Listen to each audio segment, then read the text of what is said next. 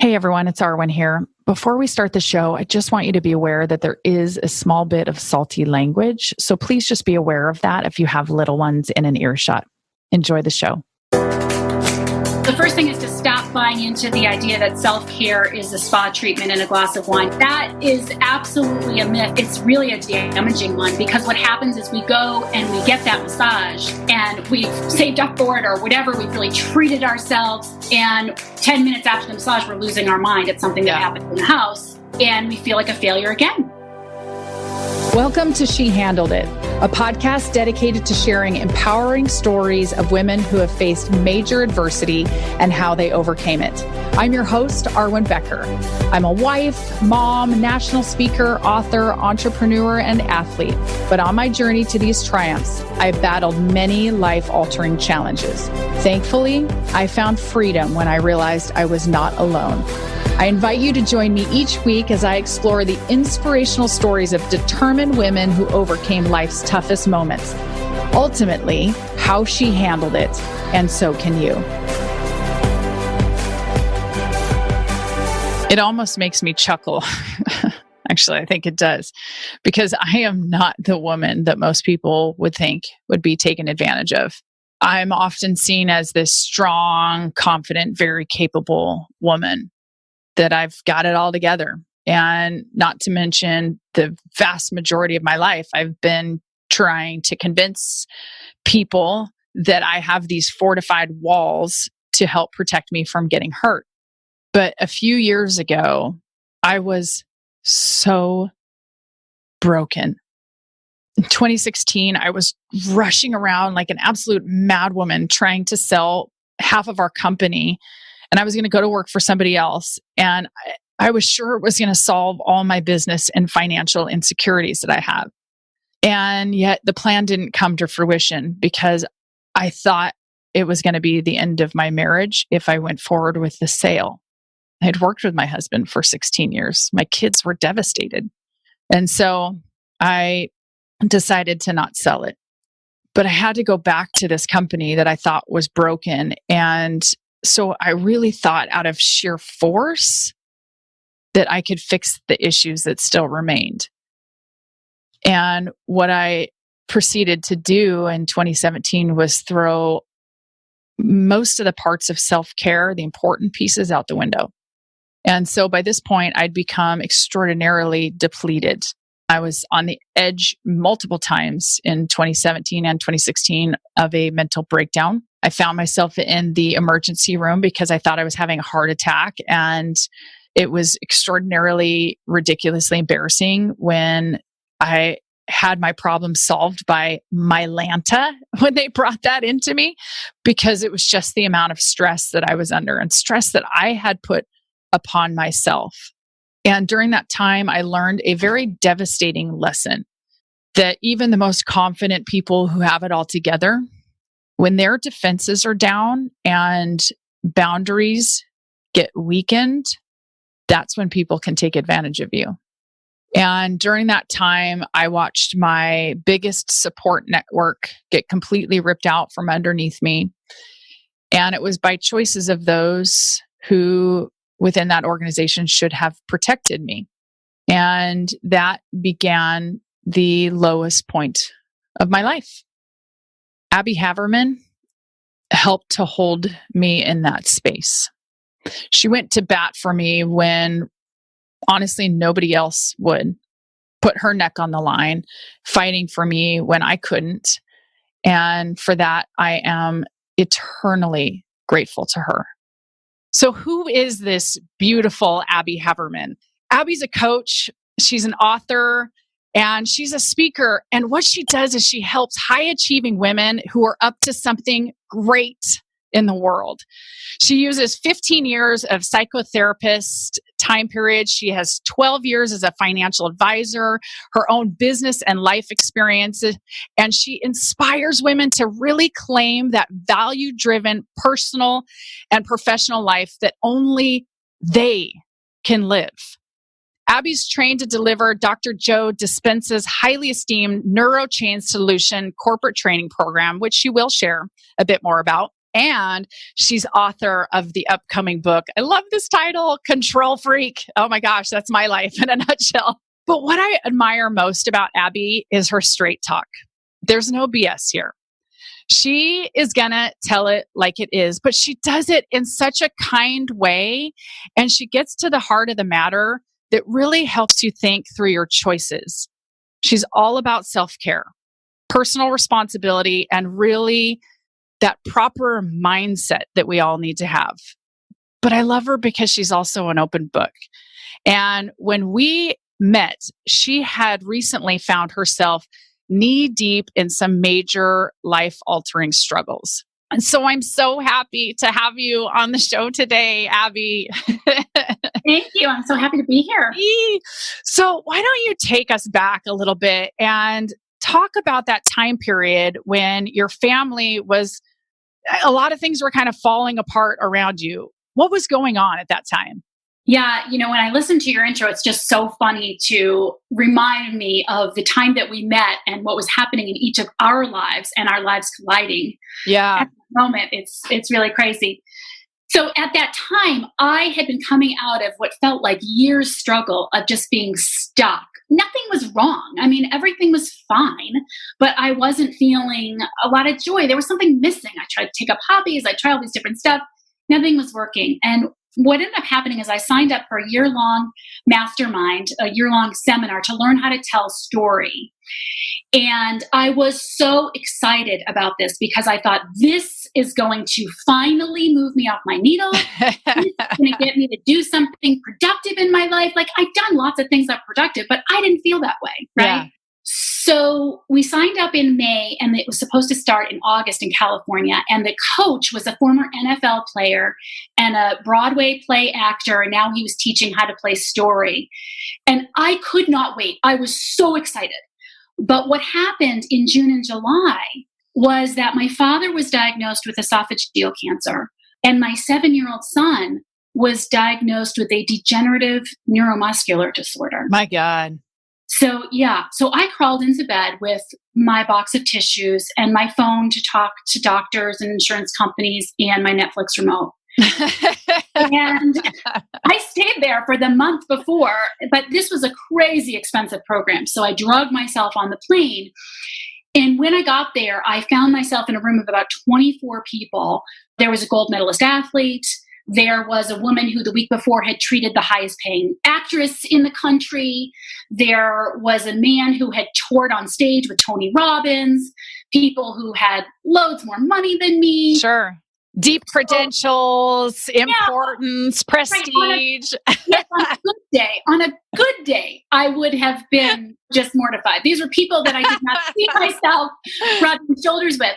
But like you said in your opening, when life like that happens and you have a self-esteem that has been sort of propped up and you bring yourself with all that you can to that moment, but all this stuff in life happened, it's like a pin going into a balloon and the air just lets out. Yeah. And so the one thing that I had going for myself in that moment was I had this ability to think about what I'm thinking about. And when I sat down for the first day, I decided to take notes. And I took notes on every single time I compared myself to someone in that room. Wow. Yeah. And there was a lot of notes, let me tell you. From the first minute, there was a lot of notes. And the first thing was, gorgeous blonde, better than me. So-and-so more money, better than me. This guy has more connections. This whole thing's going to work better for him. The coach likes this woman more than me. And by noon, I was so bored with myself. I was exhausted by my own voice and I started to pay attention. And by the next day, we had to get up and tell our stories. And we told little 5-minute stories that we had prepared. And I watched everybody get up and I just looked at all of them with awe. And I just thought, man, they're going to kill it. They are just going to go out there and kill it. This is so awesome. But I also knew in the back of my head that, I was done. Like I was going back to bed. Like I wasn't gonna be able to make it through this, like I was just, it was like a blanket, over me. But I had to get up and tell my story. And so I got up and told my story and I chose the most humiliating story of my life, which is why not just start with the big one? right. Story for another podcast. But I told the most humiliating story of my life that I had never told to a group of people. I'd only told to a very few people. And at the end of that story, what I had learned was that I had made all of the decisions that I'd made in my life from looking through a lens and a belief that I was unworthy, that I wasn't worthy. And at the end of that story, the coach sort of leaned back. I'll never forget. He folded his arms. He said, from looking at you, and it reminds me of your opening, what people think when they see you. Right. From looking at you, I never would have thought that you were going to say that that's what happened to you. And I never thought you were going to say that you felt unworthy. Right. And he looked around the room and everybody said, did anybody think that Abby was going to say those things? And everybody shook their head no. And I looked into all of their eyes, and all of a sudden, it was like I was catapulted out of my body and into theirs. And I saw myself through their eyes. Wow. Through the lens they were looking at me with. And it was the same lens that I had been looking at them with. Right. Isn't that so crazy? That is so crazy because we do that all the time. Yes. And for you to think, to have people sitting there in awe of you in the same way that you were doing of them.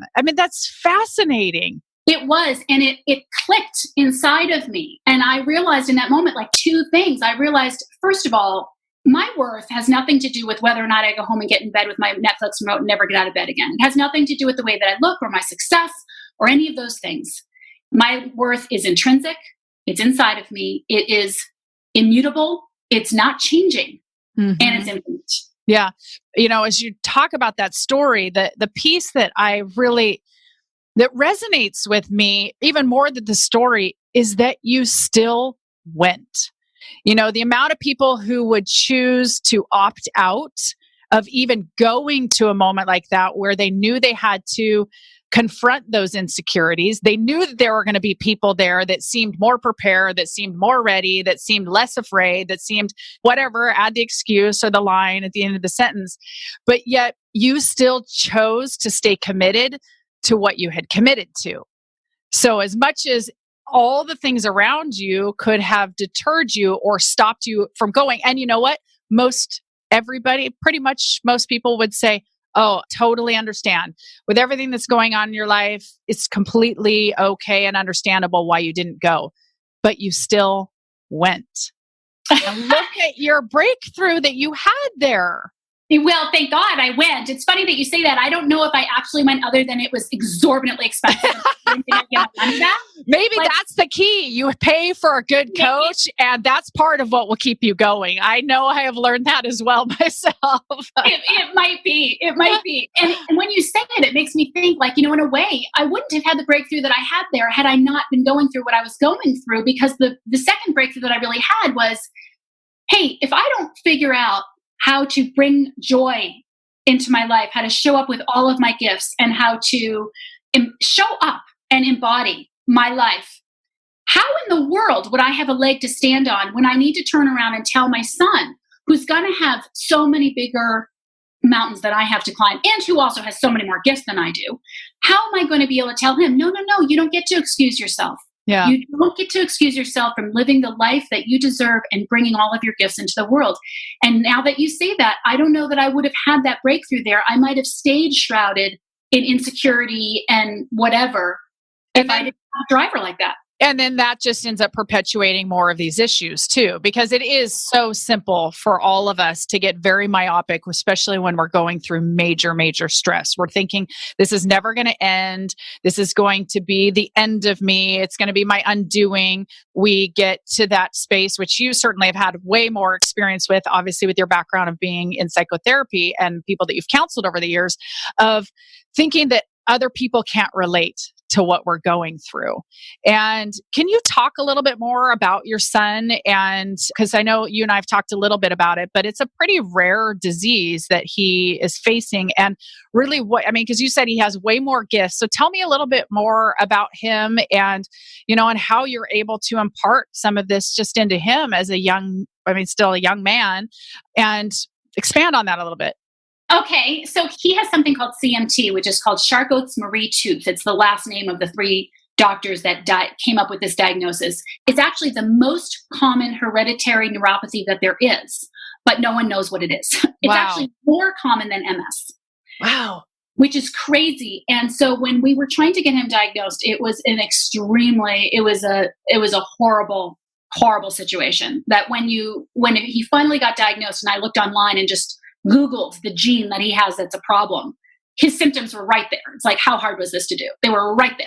But no one knew what was happening. They put him through tons of painful tests, and it was harrowing. And they don't really know how it's going to unfold. And so what it basically means is that his nerves don't fire to his muscles. And it's his distal nerve. So it's his legs and his hands.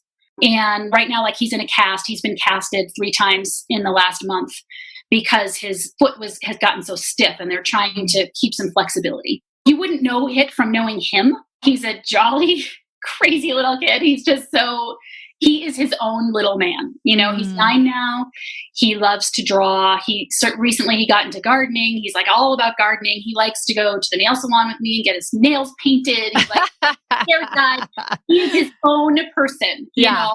And so anytime I've gotten concerned when he's not playing with kids on the playground or something, and I'll say to him, why aren't you playing with kids? Because I'm nervous. Are people noticing? And he just looks at me and says, Mom, they won't let me be half Superman, half animal in this game. And I want to be both. And so if they're not going to allow it, I'm not going to play with them. And I'm like, all right, that's great. I love it. I love it. But it's tough. It's tough to see. It's tough to visually see. Yeah. But you were talking about really being able to take some of the things that you have learned and, not only that you apply with him in your home, but also with coaching clients and things of that nature.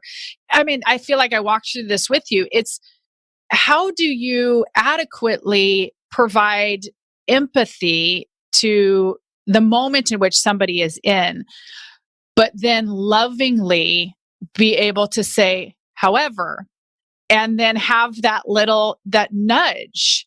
Because I think a lot of us stop giving the nudge because we feel like it might be mean, or we're downplaying the frustration, the hell, the depression, whatever manner of things that people are going through.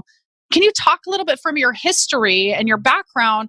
How do we do that? How do we still be empathetic, but still go, okay, but now what's the next thing? Or what are you focusing on? And what does that look like? Well, if you ever have a guest that has an answer to that question, I would love to know it. Because a lot of times, to be totally honest, I feel like I'm flying by the seat of my pants. I've had a lot of experience. I always said there's very few things that I haven't heard and seen, and nothing surprises me that much. But the idea of how to raise a child with a disability, like, that's not something I know how to do. That's something that I'm doing because I have to. And even saying those words, it's like, maybe I shouldn't even say disability. Right. I don't want to treat him with a disability. I don't think of him as having a disability. Why should I say that? Should I not say that? Is that helpful? Is that not helpful? Right. So it's a constant figuring it out. And I really think that a lot of it has to do with, I don't know how this is going to sound, but I think a lot of it has to do with really taking care of myself and plugging into myself and living by example and living my dreams. And it's very easy to get overwhelmed and to get grief stricken and to feel so guilty or bad. What did I do in my pregnancy? Because I can go there. I had an extremely stressful pregnancy. I could go there, and not allowing myself to go there. Yeah. But going to what brings me joy and keeps me inspired throughout my day, so that I can show him that. And then when he's doing something that makes him inspired, and being able to be like, amazing, you want to garden? Fantastic. I mean, I'm not going to help you. Dad will help you. But let's make sure Dad helps you, because I don't know how to garden.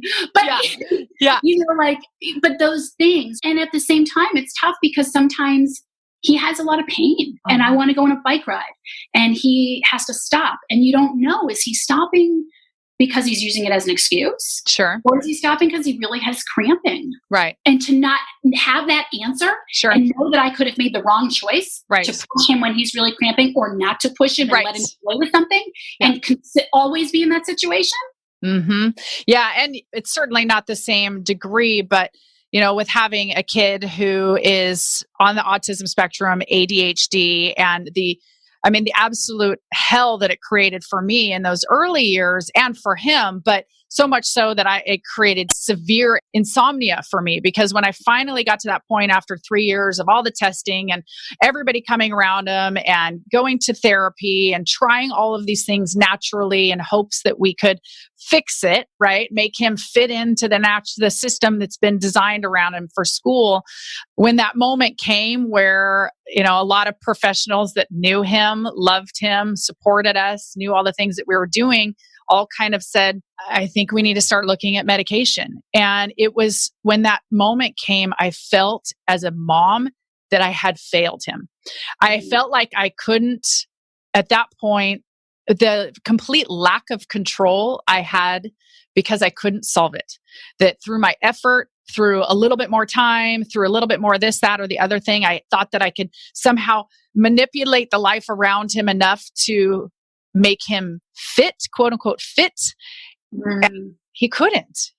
And so it's just like you, for both Randy and I, it took a while for us to utilize the term autism, because it was that same thing. It's like, do I want to give power to that? Do I run the risk of my youngest son, who verbally runs circles around him and has his whole life? The kid, he just loves to talk and he communicates beautifully, using that as a dagger at moments with his brother, things like that. And but yet, I still have to acknowledge that. I mean, there are those moments where, just like with your son, where I go, okay, is it truly that is he being defiant, or did it really just not even register? It didn't even click, didn't matter. He was only 3 feet away from me when I asked him, or looking right at me when I gave him, because I have to go back and go, well, did I give him more than maybe 2 directions at once? Because the moment you add number 3 on top of that, number 1's gone.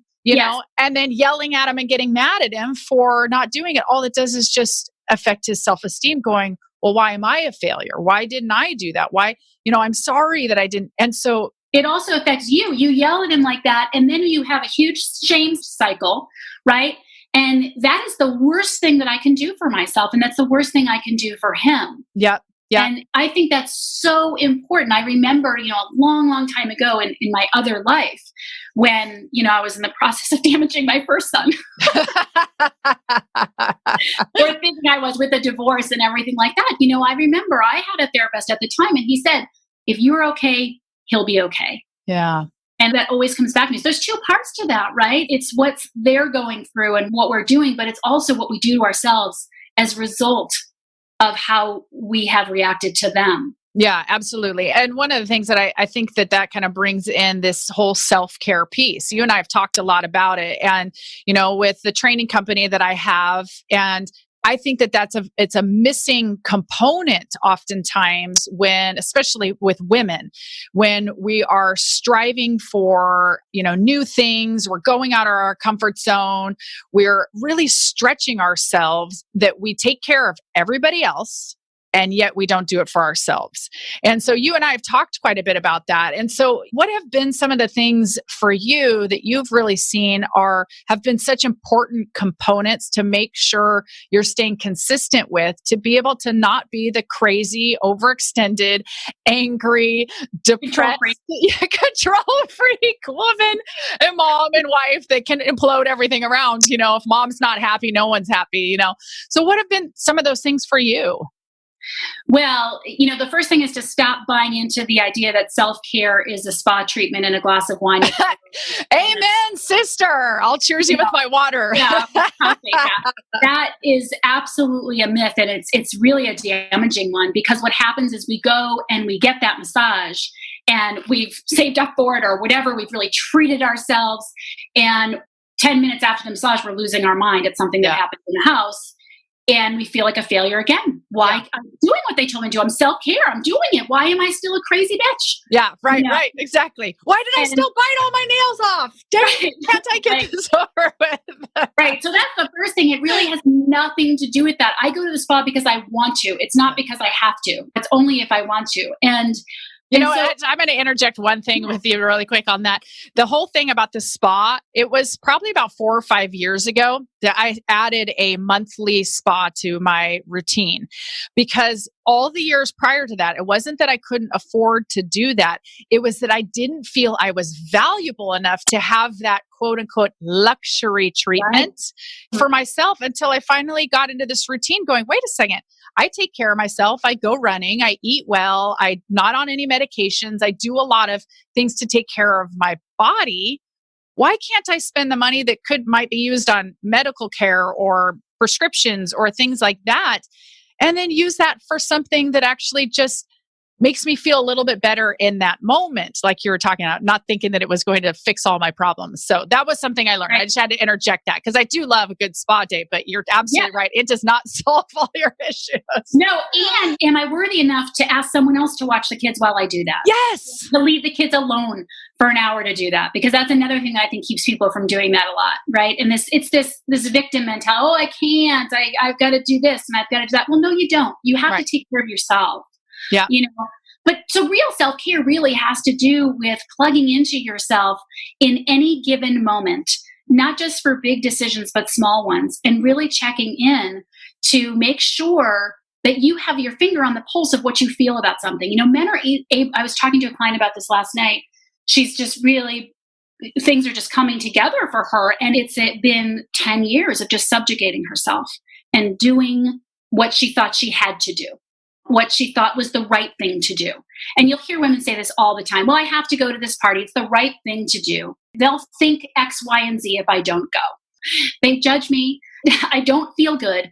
He's not happy. And then guess what? I'm resentful and annoyed and bitchy when we get home. Yeah. And so I just made the decision on any given day to check in with myself, not as like well, I'm just not going anymore, because that's the same behavior. Sure. The other side of the same coin. But to check in with myself, how do I feel? Can I go to this? And my husband was not really psyched about it in the beginning, because he felt, well, you kind of should be there. But when he realized that he could go and come home and I was perfectly happy, we weren't arguing or whatever, it became worth it. And that's just a small example of really taking care of myself and tolerating. And he even said to me one time I was worried about it, and I said, but they're going to judge me if I don't go. And he said, Abby, they're going to judge you whether you do go. That's right. Right. And I said, you're right. Yeah. You're the one who always uses that whole quote about what other people think of you is none of your business. None of your business. It's none of your business. And as soon as you realize that, life gets a whole lot easier. Yeah. Especially for those of us like me who are a people pleaser and want to keep people happy. It's like, I want to do something. I don't want you to be mad at me.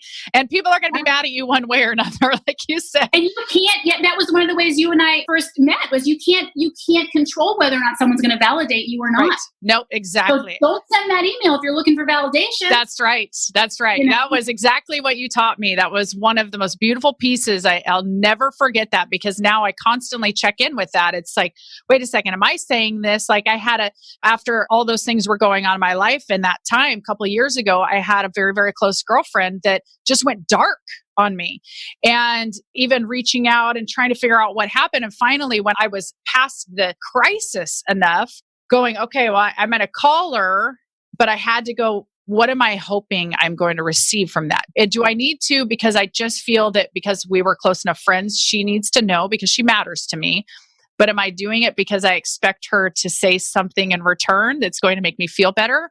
Or am I just truly doing it because I value the relationship and I think that it was important to broach the fact of how I needed her more than what I got at that point? I needed a quick text. I needed how are you doing? Because she knew the stuff that was going on. And I was just like, where did you go? Well, yeah, I thought you were part of my support network. And when I needed you the most, you weren't there. And that was such a beautiful, beautiful piece that you taught me. So kind of as we wrap up, why don't you tell a little bit about this new coaching, this training that you have learned? What it is it's teaching the neuroscience behind change, what's actually happening in our brain and body when we are needing to change something. And it has everything to do with a thought. Wow. With a thought. And a thought triggers a chemical reaction in your body. It's a biochemical reaction. An emotion is a chemical in your body.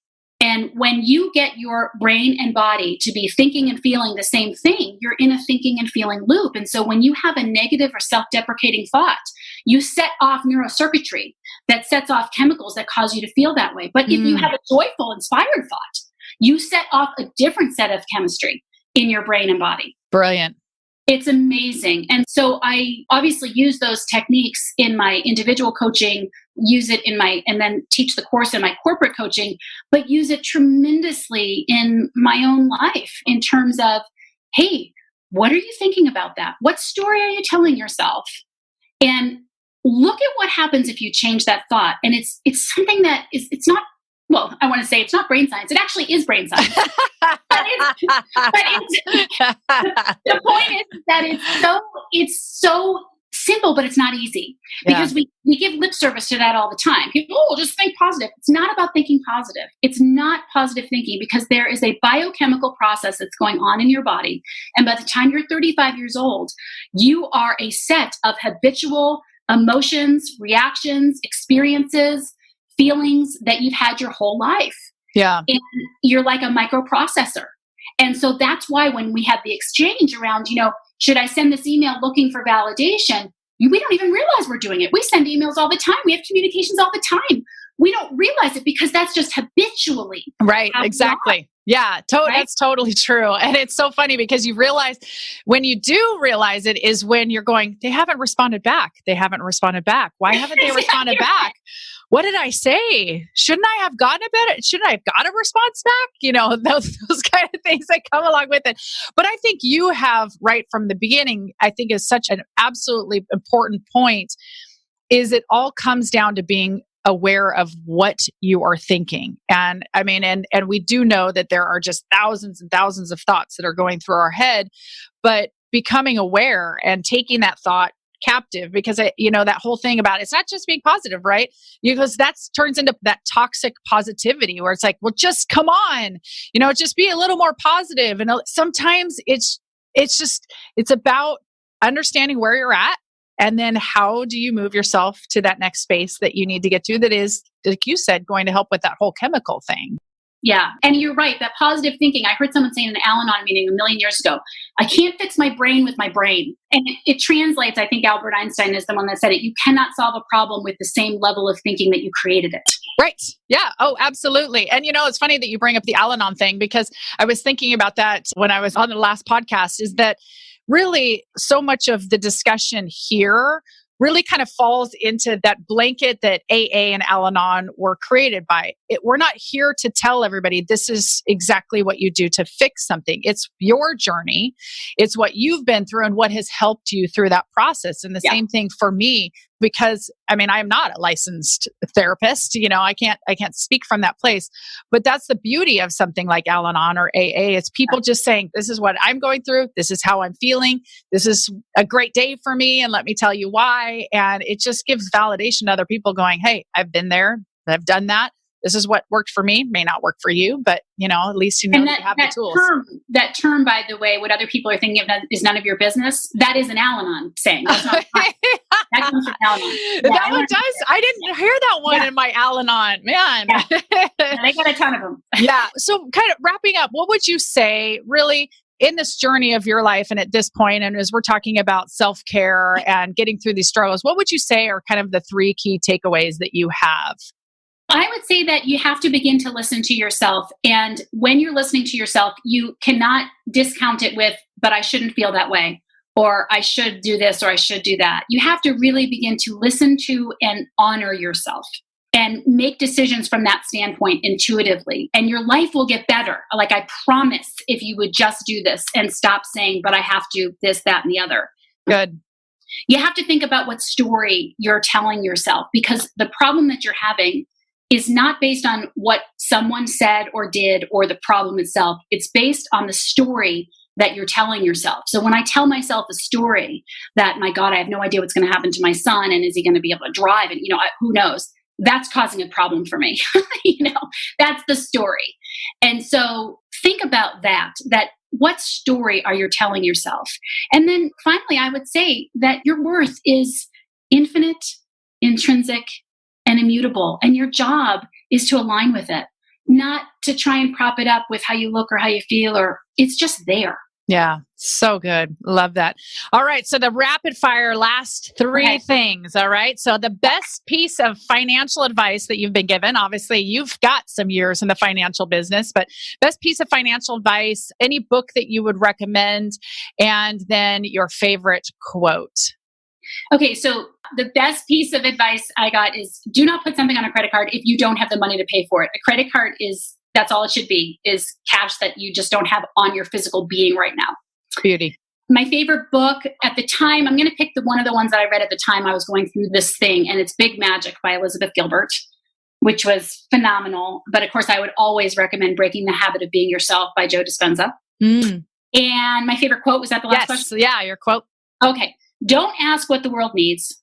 Ask what makes you come alive and go do it. Because what the world needs is people who have come alive. Howard Thurman. I love it. Love it. Yay.